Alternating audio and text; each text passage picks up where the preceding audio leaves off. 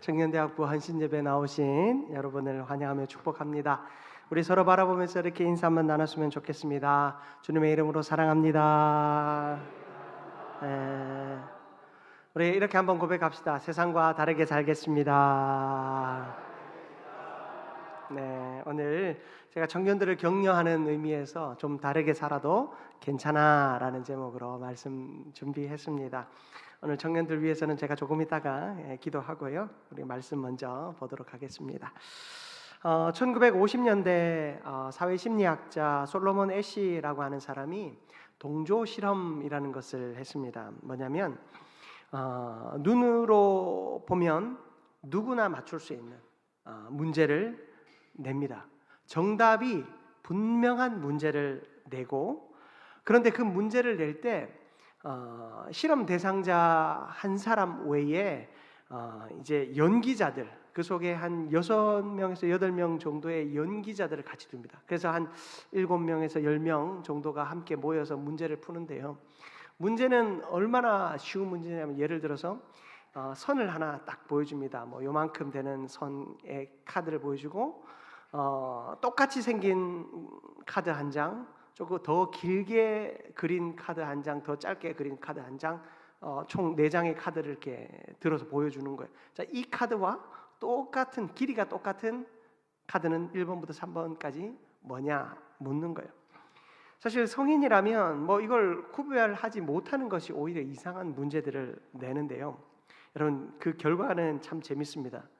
참가자의 상당수가 자기가 눈으로 확인한 이 확실한 정답을 버리고 다수가 선택한 오답을 선택한다는 거예요.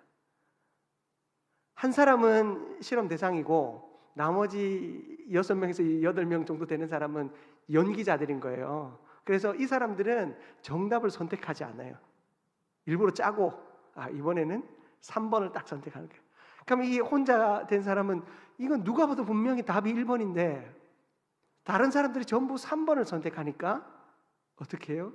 소신 있게 1번을 선택하지 않고 쭈뼛쭈뼛하면서 3번을 선택하더라라는 거예요.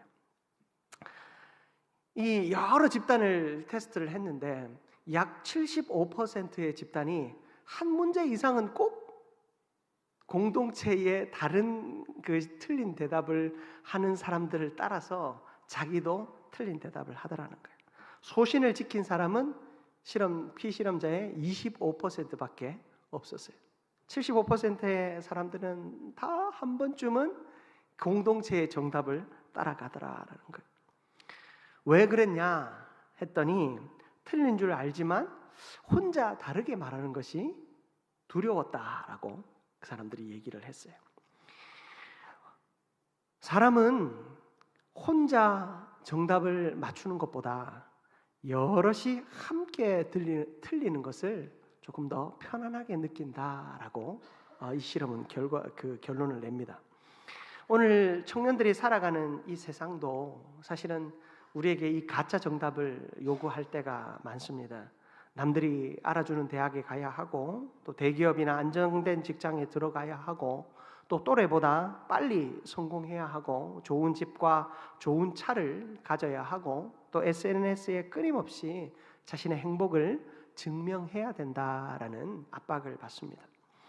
어느새 우리는 질문을 빼앗깁니다. 어떤 질문입니까? 하나님께서 나를 어떻게 보이시는가 보다 사람들이 나를 어떻게 보는가에 이 질문을 빼앗깁니다.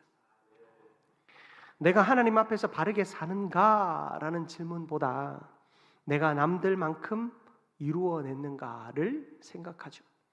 여러분, SNS나 유튜브 이런 거 보면 다들 부자 같아요. 그렇죠?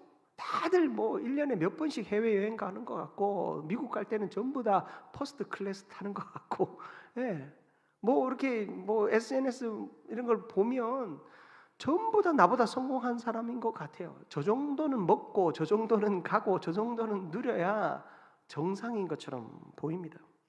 그러나 오늘 하나님은 선포하십니다. 오늘 본문 12장 2절에 보면 뭐라고 말씀하십니까? 너희는 이 세대를 본받지 말고.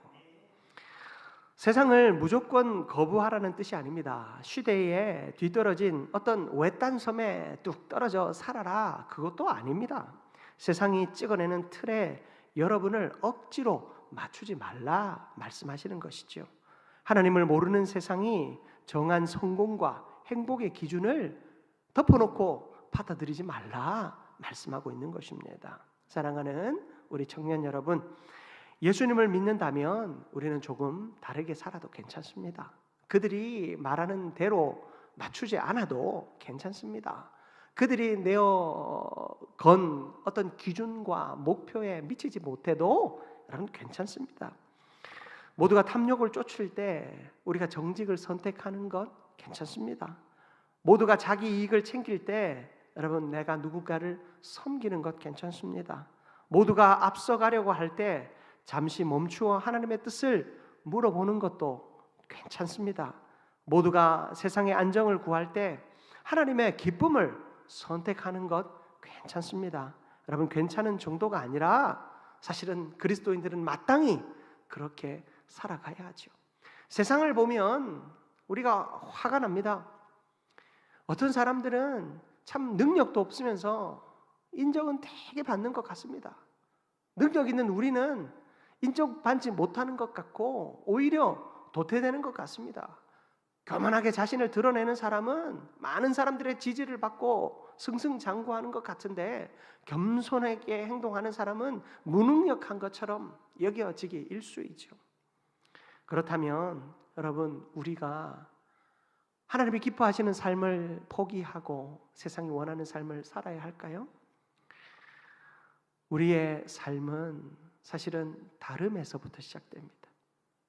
세상과는 다름에서부터 우리 그리스도인의 삶은 시작되어야 합니다. 오늘 이 말씀을 통하여 우리의 자리, 우리의 태도가 다시금 주님 앞에서 바르게 세워질 수 있기를 주님의 이름으로 축복합니다. 첫 번째로 살펴볼 것은 받은 은혜가 다르기에 삶의 주인도 달라야 한다라는 거예요. 받은 은혜가 다르기에 우리의 삶의 주인도 달라야 합니다.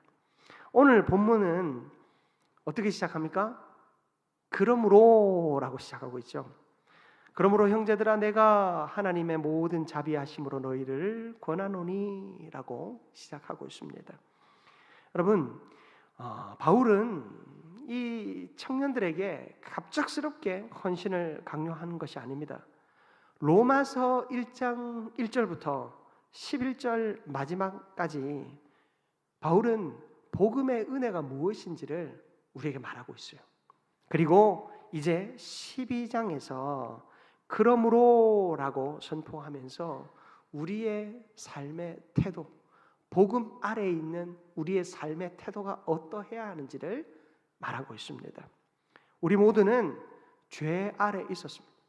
여러분 우리 모든 사람들은 죄 아래에 있었던 사람들이에요. 하나님을 거절했고 자기 욕망을 쫓아 살았습니다. 스스로를 구원할 능력이 없었습니다. 자격도 없었습니다. 그런데 그런 죄인을 하나님이 먼저 사랑하셨습니다. 우리의 행위가 아니라 예수 그리스도의 십자가 사랑으로 우리를 의롭다 하셨습니다. 예수님이 대신 십자가에서 피를 흘리시는 심판을 받으셨고 부활로 우리에게 영원한 생명을 약속해 주셨습니다. 그래서 바울은 이제 12장에서 이렇게 말합니다. 그러므로 형제들아 내가 하나님의 모든 자비하심으로 지금까지 이 로마서 11장까지 이 예수 그리스도의 십자가 사랑 그 가르쳤던 그 십자가의 사랑으로 너희들에게 내가 구원한다라고 이 12장을 시작하고 있는 것입니다. 이 은혜와 헌신의 관계를 우리는 이해하기 위해 아주 중요한 예를 하나 들어볼 수 있습니다. 여러분 매일 아침에 들르는 카페가 있다고 치십시다. 여러분들 커피 좋아하잖아요. 매일 아침 내가 들르는 카페가 있는데 어느 날 고단한 몸을 이끌고 이 카페인이 필요해 하는 마음으로 그곳에 찾아갔습니다. 사장님이 아주 정성껏 커피를 내려주시고 내가 주문하지 않은 디저트까지 같이 내주는 거예요. 그러면서 말합니다. 손님, 매일 아침 우리 이 카페를 찾아주셔서 감사합니다. 오늘 좀 피곤해 보이시는데 제가 이 디저트 드릴 테니까 맛있게 드시고 오늘 하루 힘내십시오 라고 이 주인이 얘기했다고 하십시다. 여러분, 이 말을 들을 때 여러분 어떤 마음이 들 것 같습니까? 여러분, 저는 감사와 감격이 몰려올 것 같습니다. 세상은 나를 알아주지 않는데 이 단골로 찾는 이 커피집 사장님은 나를 알아봐주고, 세상은 내 눈빛에 아무도 관심이 없는데 이분은 지친 내 눈빛을 보며 이 디저트를 내주는 그 마음에 참 감동이 되었을 것 같습니다. 그리고 나서 다음 날 어떻게 할까요? 정상적인 사람이라면 이렇게는 안 할 겁니다. 어제 이제 커피에 공짜 디저트까지 먹었으니 이제 새로운 커피숍을 뚫자. 거기서도 내가 단골 잘 해서 또 디저트 하나 얻어먹자. 여러분, 그 마음으로 가면 그 사람은 약간 정신이 이상한 사람일 것 같아요. 공짜로 디저트를 먹은 그 순간부터 아마 다른 사람들을 데리고 그 카페를 가지 않을까요? 그 고마움 때문에 그 카페를 더 찾아갈 것이고, 오히려 그 카페를 가면서 내가 커피를 사 먹는 입장이지만 집에서 먹었던 맛있는 귤이 있으면 가지고 가서 하나 드셔보라고 내가 줄 것 같지 않습니까? 여러분, 물어봅시다.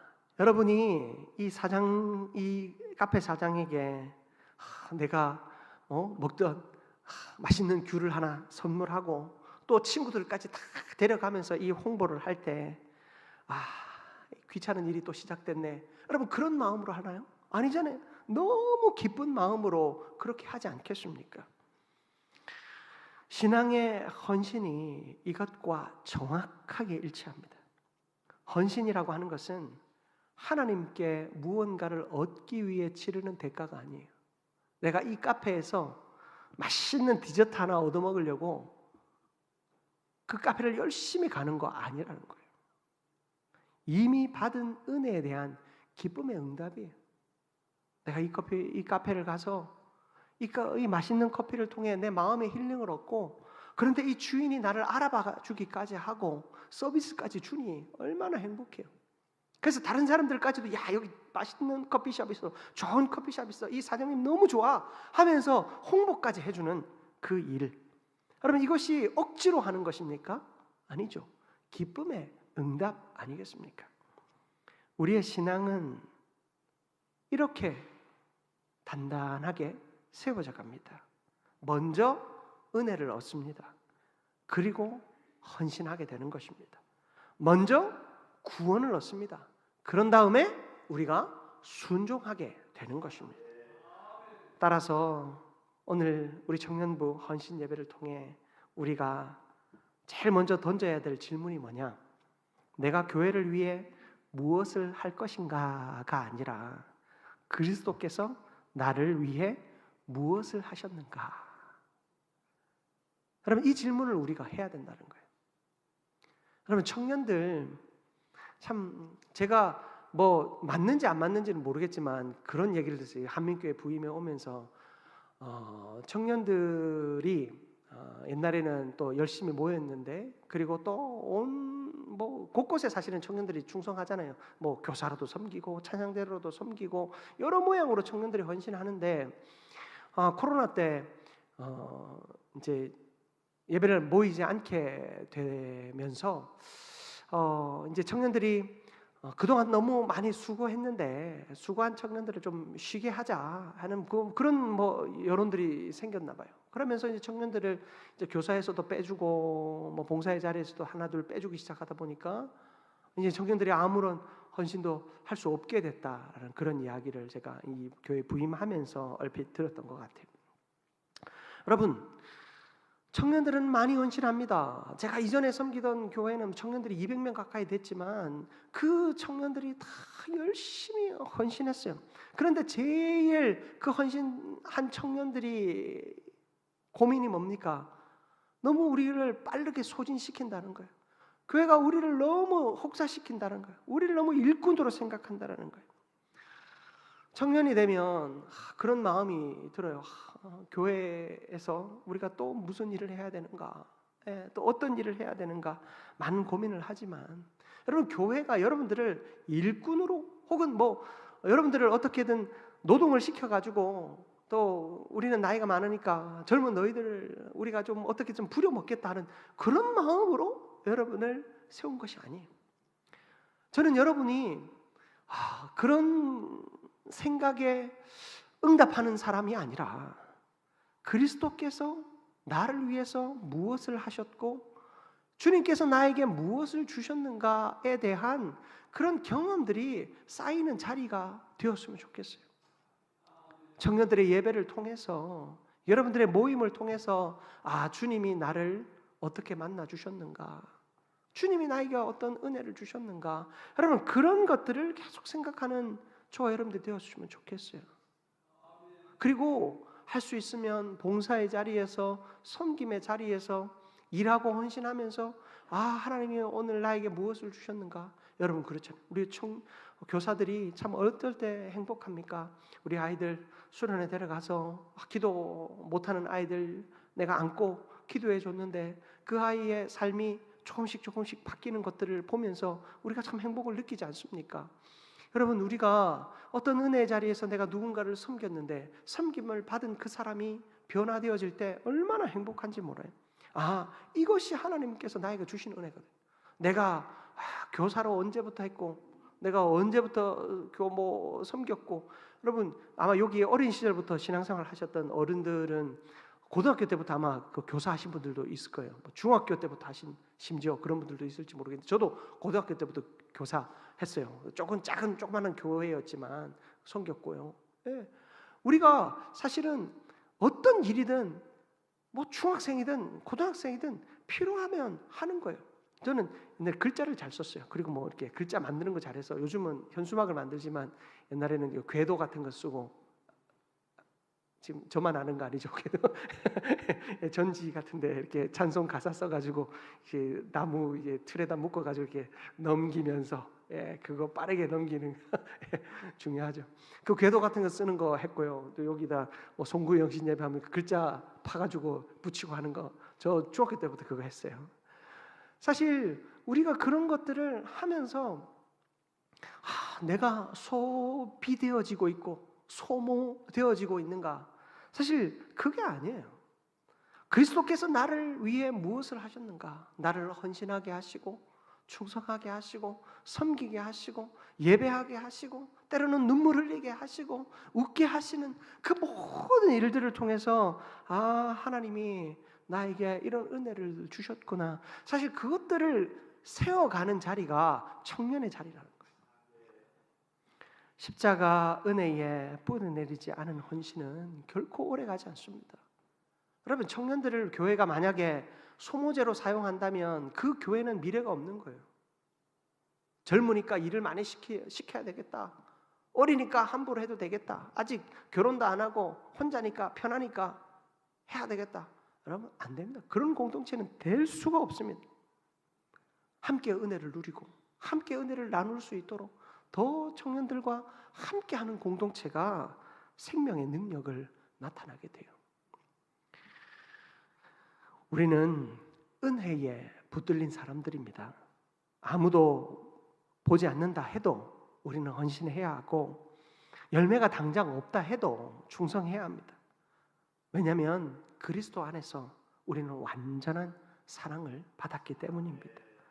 바울은 오늘 본문 1절에서 이렇게 말합니다. 여러분 중간쯤 보십시오. 너희 몸을 하나님이 기뻐하시는 거룩한 산 제물로 드리라. 여러분 여기서 몸이다라고 하는 것은 주일에 교회에 앉아있는 이 몇 시간을 말하는 게 아니에요. 내 몸을 드린다. 진짜 힘든 일인데 내가 주일날 와서 앉아있다고 내가 목사님 제가 힘든 이 비싼 몸인데 내가 끌고 와가지고 이 예배 시간에 앉아 있습니다. 이 1시간 내가 앉아 있고 오늘은 청년부 헌신 예배랑 오후 예배까지 앉아 있습니다. 여러분 요걸 위해서 하나님이 너희 몸을 드리라는 것이 아니에요. 여러분 몸이라고 하는 것은 우리의 구체적인 일상을 의미하는 거죠. 여러분의 시간, 재능, 물질, 학업, 직장, 연애와 결혼, 여러분 우리의 미래 전체를 하나님께 맡겨드리는 것, 이것이 우리의 몸을 하나님이 기뻐하시는 거룩한 산제물로 드리는 것입니다. 많은 청년들이 질문합니다. 하나님, 어느 학교에 가야 합니까? 어떤 직장에 가야 하겠습니까? 어떤 사람과 결혼해야 되겠습니까? 많은 청년들이 질문합니다. 그러나 그 전에 더 본질적인 질문에 우리는 답해야 합니다. 너희의 삶의 주인은 누구이신가? 여러분, 이 질문에 먼저 여러분 답하시기 바랍니다. 여러분의 삶의 주인이 누구십니까? 여러분, 이 질문에 답할 수 있는 사람이 하나님께 물을 수 있어요. 하나님, 내가 어떤 직장을 가야 합니까? 어떤 학교를 가야 합니까? 내가 어떤 인생을 살아야 합니까? 어떤 사람과 결혼해야 합니까? 여러분, 이것은 비로소 하나님을 주인으로 확정한 후에, 내 삶의 주인이 하나님이시라는 것을 확신한 후에 던져야 되는 질문이에요. 그런 확신도 없는데, 하나님이 내 삶의 주인이라는 확신도 없는데 하나님, 내가 어떻게 살아야 합니까? 질문하면 여러분, 그건 허공에다가 소리를 내는 것과 다를 바 없는 것이죠. 진로보다 주인이 먼저입니다. 직업보다 예배가 먼저고 성공보다 소명이 먼저입니다. 내가 원하는 계획을 세워놓고 하나님께 수습해달라고 하는 헌신은 잘못된 거예요. 내가 다 일저질러 놓고 하나님 앞에 기도하고 안 되니까 목사님 찾아오고, 여러분, 하나님께 내 삶의 결정권을 넘겨드리는 것, 처음부터 내 삶의 주인이 누구신가에 대한 질문에 자신 있게 대답하는 것, 여기서부터 우리의 진짜 헌신이 시작되고 진짜 신앙의 삶이 시작되는 줄 믿습니다. 우리 고린도전서 6장 19절에서 20절 말씀인데요, 우리 같이 한번 합독해 봅니다. 너희 몸은 너희가 하나님께로부터 받은 바 너희 가운데 계신 성령의 전인 줄을 알지 못하느냐? 너희는 너희 자신의 것이 아니라 값으로 산 것이 되었으니 그런즉 너희 몸으로 하나님께 영광을 돌리라. 아멘. 여러분, 우리의 인생은 하나님께 드린 바 되었습니다. 하나님께서 우리를 예수 그리스도의 십자가의 피값으로 사셨습니다. 그러므로 여러분, 우리는 하나님께 우리의 삶을 통하여 영광 돌리는 자가 되어야 합니다. 하나님밖에 없는 인생을 세상에 던지지 마십시오. 돈과 성공에 우리의 인생을 구걸하지 마십시오. 나의 모든 삶을 나를 위해 죽으신 예수 그리스도께 맡겨드리는 삶, 여러분, 주님께 드려진 삶은 결코 낭비되지 않는 줄 믿습니다. 두 번째로, 여러분, 속한 나라가 다르기에 삶의 기준도 달라야 합니다. 내가 속해 있는 이 나라가 다르기에 우리는 우리의 삶의 기준도 세상과는 달라야 되죠. 오늘 본문 12장 2절 보시면 어떻게 시작합니까? 너희는 이 세대를 본받지 말고. 여러분, 본받는다라고 하는 것은 세상이라고 하는 이 공장의 틀에 나를 맞추는 겁니다. 똑같은 모양의 이 기성품이 찍혀져 나오도록 세상의 기준과 틀에 나를 갖다 맞추는 거예요. 이게 세상을 본받는 삶이죠. 세상은 우리의 가치를 얼마나 성취했는가, 그 결과를 가지고 계산합니다. 어느 학교인가, 어느 연봉은 얼마인가, 어떤 차를 타고 다니는가, 집은 몇 평인가, 뭐 이런 걸 가지고 판단을 합니다. 그러나 복음은 전혀 다르게 이야기합니다. 우리의 가치는 우리가 이룬 성취가 아니라 예수 그리스도께서 지불하신 그 피의 값에 달려 있습니다. 예수님께서 십자가에 달려 죽으시면서 그 피값을 치르셨고, 그것이 저와 여러분의 가치의 기준이 되는 것입니다. 우리는 성취했기 때문에 사랑받는 거 아닙니다. 그리스도 안에서 사랑받았기에 그 사랑 때문에 우리는 살아가야 합니다. 세상은 끊임없이 우리를 남과 비교하라고 합니다.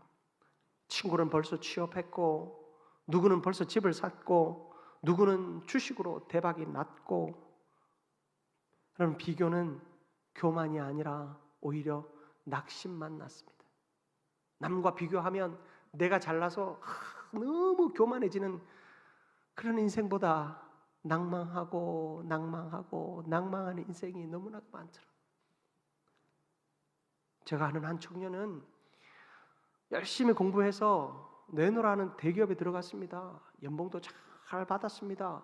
그런데 어느 날 갑자기 퇴사를 한 거예요. 왜 퇴사를 했냐 했더니 한 직장 동료가, 여러분 파이어족이라고 하는데요. 20억 정도 모으면 이제 직장을 그만두면 이제 편안하게 이제 살 수가 있대요.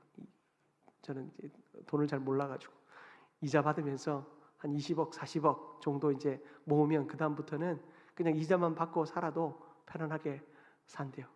네.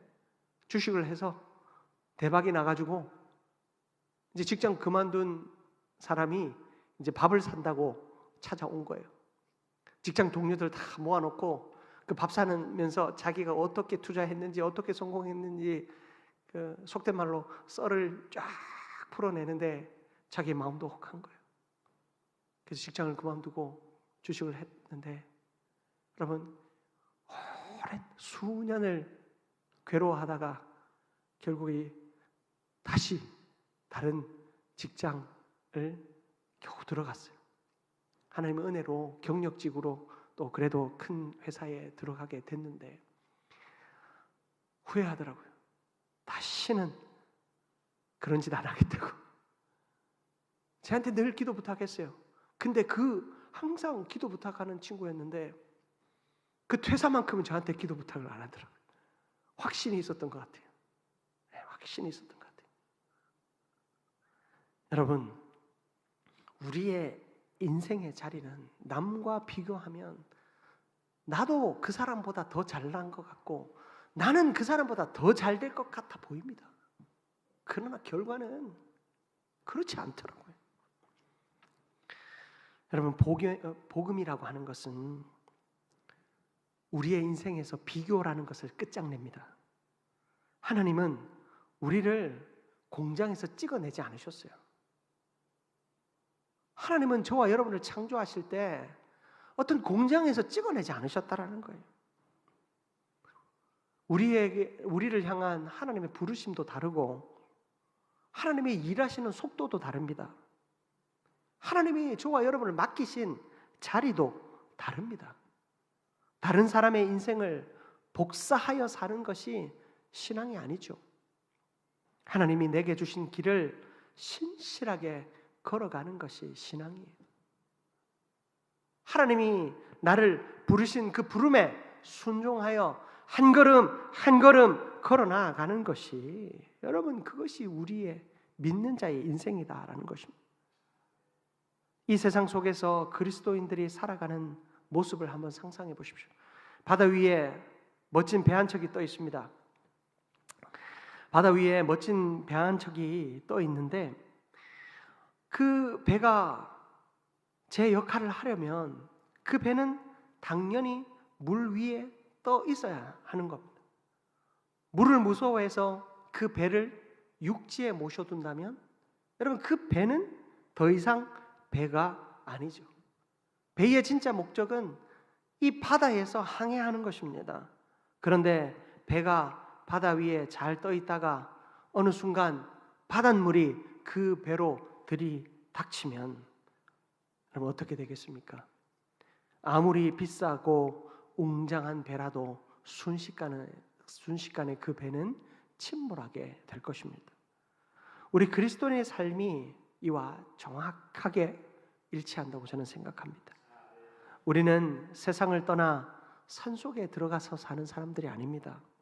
세상이라는 바다 한가운데에서 치열하게 공부하고 치열하게 일하고 치열하게 경쟁하며 살아가야 합니다. 그러나 그 배 안에 바닷물이 들어와서는 안 됩니다. 세상의 탐욕과 음란과 비교와 물질과 또 그 물질 만능주의가, 그런 바닷물이 우리의 인생의 배로 들이닥쳐서는 안 되는 것입니다. 세상에 살되 세상에 침몰하지 않는 것, 그것이 우리 그리스도인의 세상과 다른 차이입니다. 그럼 다니엘을 기억해 보십시오. 바벨론의 학문을 배웠고 바벨론의 오늘날로 치면 핵심 공무원이에요. 7급 이상 되는 아주 핵심 공무원인 것 같습니다. 그러나 그 바벨론은 그의 몸이 머무르는 장소였을 뿐 그의 영혼이 그를 침몰시킬 수 없었습니다. 그 영혼을 어떻게 지배할 수 없는 것이 바벨론이었어요. 다니엘 1장 8절인데요. 같이 한번 합독해 봅니다.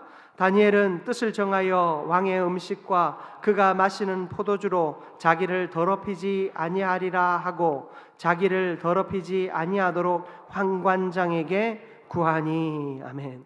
여러분, 다니엘은요, 뜻을 정하고 자기를 더럽히지 않고자 결단하였습니다. 여러분, 우리에게도 이 뜻을 정함이 필요하지 않겠습니까? 남들이 거짓과 편법을 관행이라고 말하면서 그대로 따라갈 때 우리는 정직을 선택해야 합니다. 남들이 어떤 성적인 방종을 자유라고 여길 때 우리는 거룩을 선택해야 합니다. 남들이 돈을 인생의 목적이라고 말하며 따라갈 때 우리는 먼저 하나님의 나라를 구해야 할 것입니다. 그리스도인은 여러분, 다른데, 세상과 다를 때 어떤 독선적인 모습, 또 우월적인 모습으로 다르지는 않습니다. 예수님은 죄와 결코 타협하지 않으셨습니다.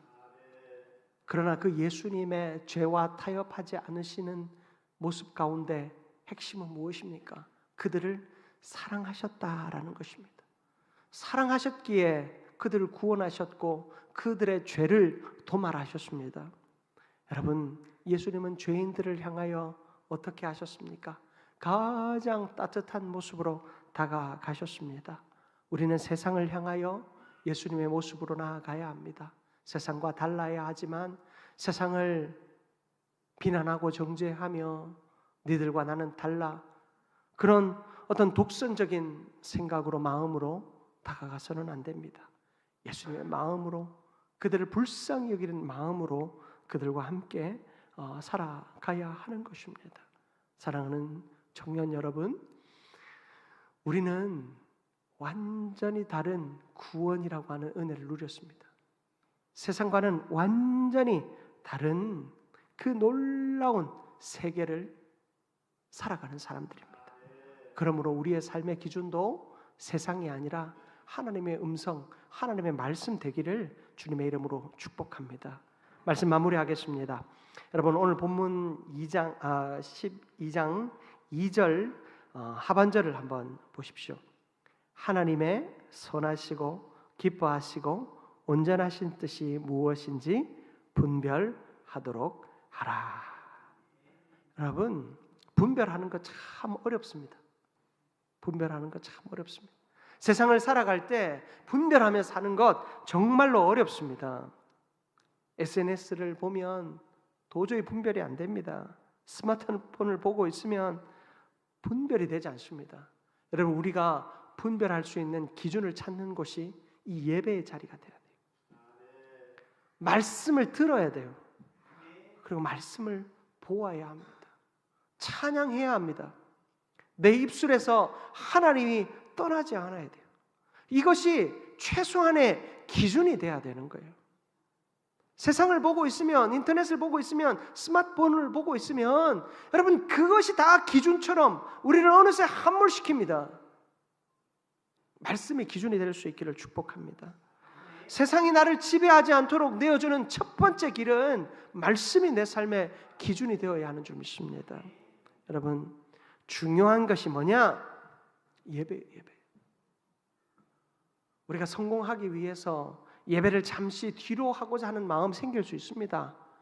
이거 공부해야 되니까, 이런 경험을 쌓아야 되니까, 이런 일을 해야 하니까 예배를 자꾸만 뒤로 하게 합니다. 사탄은 그렇게 우리를 속입니다. 여러분, 절대로 속아 넘어가지 마시기 바랍니다. 여러분들이 할 수 있는 가장 중요한 일, 그러나 어쩌면 가장 쉬운 일입니다. 예배 가운데 나오는 것입니다. 말씀을 들으시기를 바랍니다. 말씀을 묵상하시기를 바랍니다. 그리고 그 말씀대로 살아가고자 애를 써보시기 바랍니다. 성령님, 내가 말씀 안에 살게 해주십시오. 말씀 안에 살아갈 수 있는 힘과 능력을 주십시오. 그렇게 구하며 순종해 보십시오. 하나님은요, 여러분을 결코 그냥 내버려 두지 않으실 것입니다. 여러분을 통해서 하나님은 실수하지 않으시고 놀라운 일을 온전히 이루어 주실 것입니다. 여러분, 그 하나님의 행하심을 따라 나아가십시오. 제가 설교 시작할 때 이 동조 실험이라는 것을 말했습니다. 세상은요 그렇게 속입니다. 눈에 봐도 분명히 정답인데 그게 아니라고 속입니다. 여러분 거기에 속아 넘어가지 않도록 우리의 삶의 기준에 말씀을 두고 말씀 안에서 온전히 살아가며 세상과 조금 다르게 살아도 여러분 괜찮습니다. 부족한 거 아니고 바보 아니고 여러분 세상과 조금 다르게 살아갈 수 있도록 말씀을 더 가까이 하고 말씀 안에서 주님 기뻐하시는 청년들 다 되시기를 주님의 이름으로 축복합니다.